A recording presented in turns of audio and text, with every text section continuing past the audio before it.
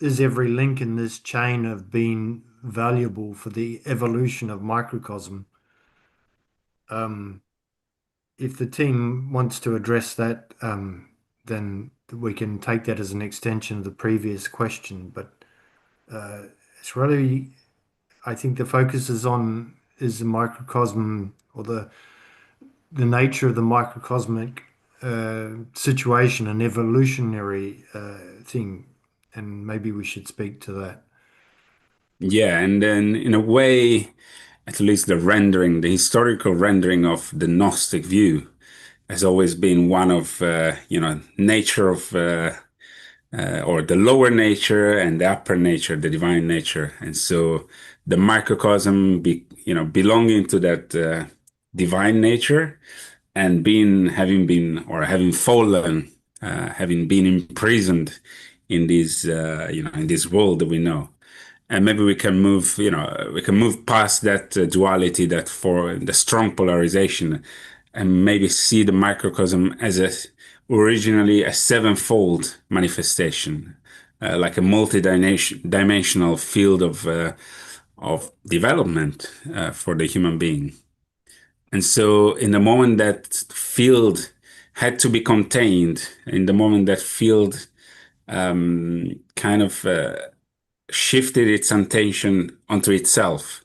Imagine if the sun stopped radiating and all the energy was trapped inside of it, well, it would become a black hole, attracting, taking in everything rather than radiating. And so that's the antithesis of love. Mm. It's that egocentricity that we are imprisoned in. And that's why the microcosm in its current state is it's almost as it's almost like a cold cosmos where that those lines of force struggle to even impel any real life, and they struggle to sustain any true life.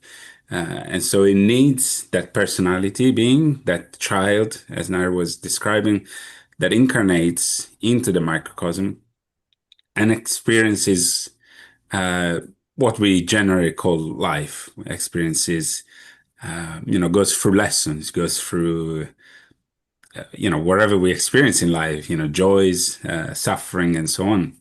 But that personality can only give so much to the microcosm in its current state. That's where we need to really move or shift that consciousness towards that one atom that is left semi-active. We say dormant very often because it's not really a conscious activity, that atom. And so if we shift and we start connecting that personality in a conscious way with those lines of force of the microcosm and transforming those lines of forces, which are currently governed by the macrocosmic, so the cosmic forces, as much as our history, our karma, our genetic lines.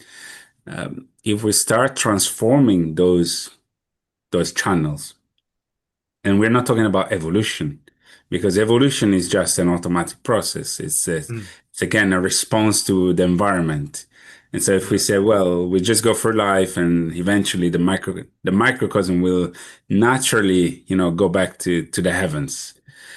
This is not an automatic process.